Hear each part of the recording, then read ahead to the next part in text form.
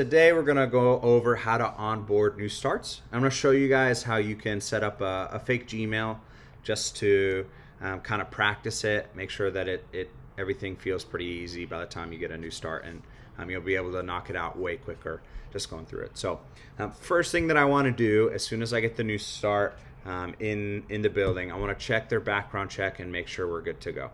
So this Sterling page should be saved and pinned on the laptops.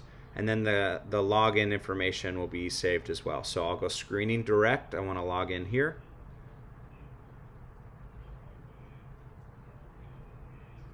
And for me, it already logs in. Sometimes it'll do that, but Raf's login information is already saved on that computer. So this is the home screen. It'll normally come up under background checks, my background checks. This is how the screen pops up. I want to change it to Alphalete Marketing Inc. And then I can just type in the new start's last name and find the background check. So just to show you an example, if you're Sam's Club, you're only going to see one here, this subscription background check. And there's a couple different results. It'll say passed, which means you're good. Pending, which means it hasn't quite gone through yet. Unperformable. There's an unperformable.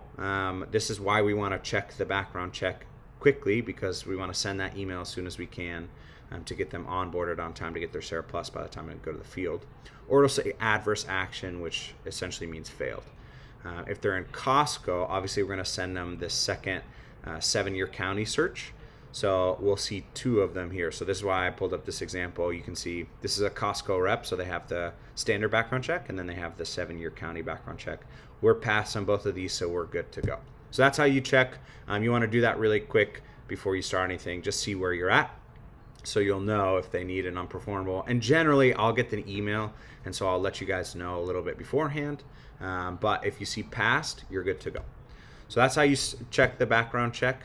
And then for onboarding people, so we're going to send a couple documents, and you can pretty much do it in 2 clicks. Now, for practice, what I want to do is just create a fake Gmail. So you can, oh, sweet. I've done this a couple times, so let me remove some emails here real quick. You can see I got some examples and some tests and all sorts of stuff. Perfect. Let's try this again. Nice. Use another account. Create an account for myself. So what I like to do, let's do Alphalete. Or let's do, so JD, Scoro, JDM Alphalete 3.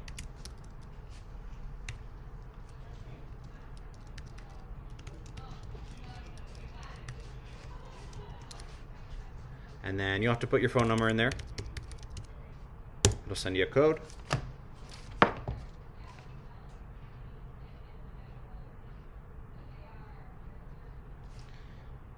479939.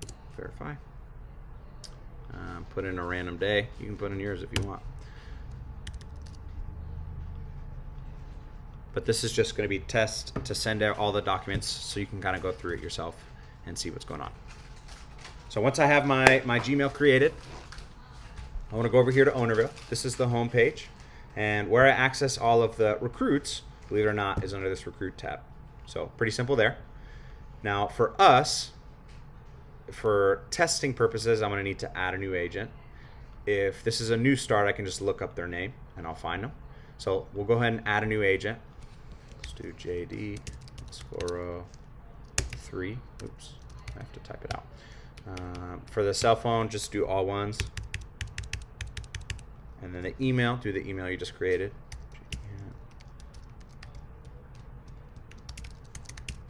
Oops.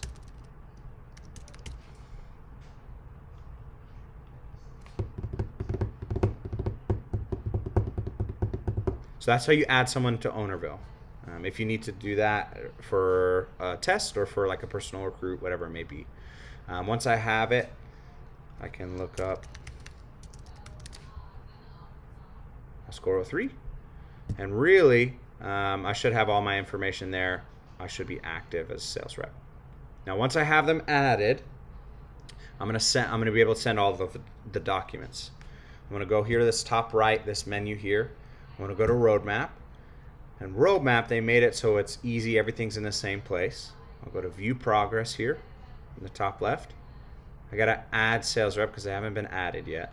So add sales rep, find the rep's name, add. Now you'll have to do this regardless of whether you added them personally into Ownerville or they got added through applicant stream. And then you can see here, here's my new start. Edit. I want to choose the retailer. So if they're Costco, obviously we choose Costco only. If they're Sam's, I want to do Target, Sam's, and Kroger. And then I want to do the onboarding documents here. Click access. And the cool thing about this is it'll take you directly to the spot you need to be to generate the document. So these are all of the onboarding documents. They're all of like essentially the contracts to work for AT&T and the retailers. So we work in retail, so I'll choose this base retail. I got to choose which bundle to send them. Generate bundle. There's only one option. And click the DirecTV AT&T EDM. Get documents for selected bundle.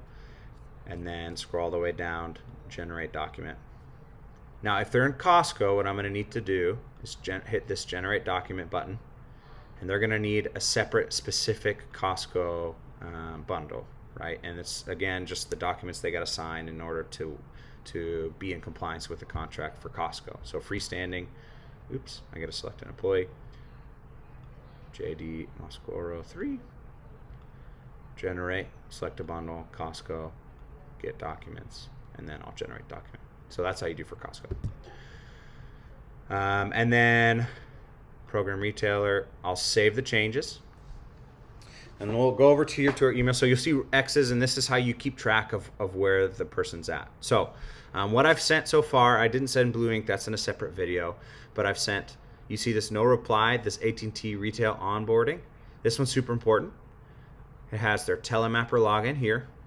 It also has the login to the pre-flight, which is going to take me to it's kind of the hub where you can access all of the documents except for the digital documents. So digital documents, we had to send them separately. We're also going to have to do them separately. So really quick, just to kind of show you how that works. Obviously, I like the copy and paste method here.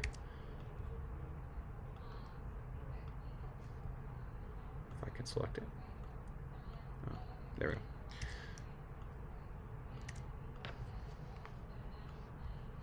And for these, you have to make sure to open all of these documents. Sometimes this is a little bit finicky, so just scroll down and scroll back up. And if you scroll all the way down and scroll all the way back up, I haven't had any issues. Sometimes it won't let you click the submit your digital signature button unless it doesn't register that you opened all the documents. So click all of them and open there.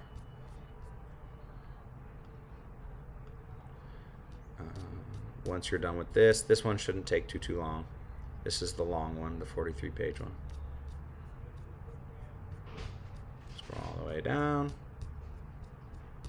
and all the way back up.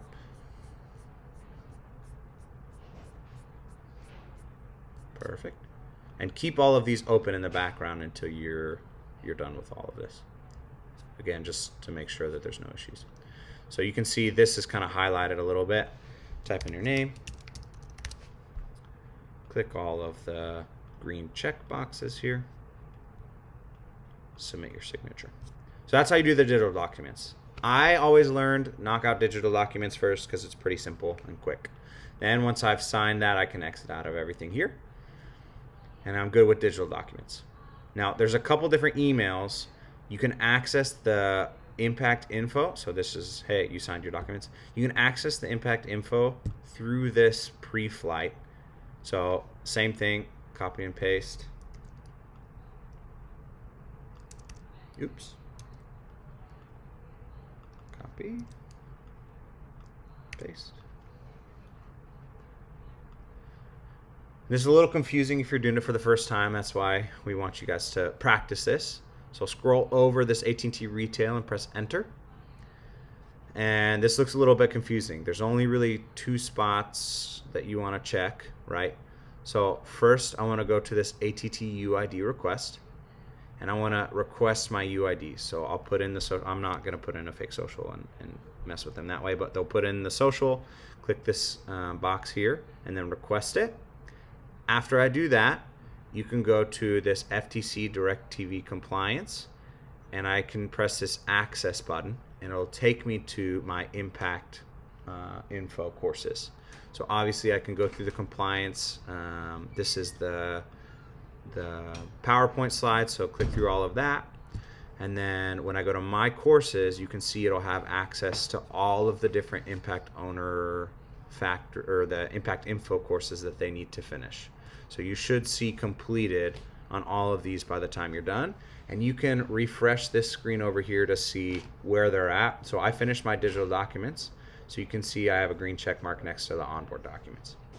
Once you've requested the ATT UID and finished all of these are specific retail specific and AT&T specific courses that they want us to finish before we're allowed to actually work and represent the companies. So make sure you finish all of these, and once you do, you'll have green checks across the board as long as their background check has gone through and passed. And another quick thing, we've had some issues here recently. When I'm checking their background check, I want to make sure the name that's on their background check matches the name in Ownerville, first and last name, because some people have multiple names, so it's a little bit confusing. Once all that's good to go, you'll say onboard or queue to onboard here, and they'll get their Surplus in 30 or so minutes. So that's really how you knock all of that out. Let us know if you have any questions. Thanks, guys.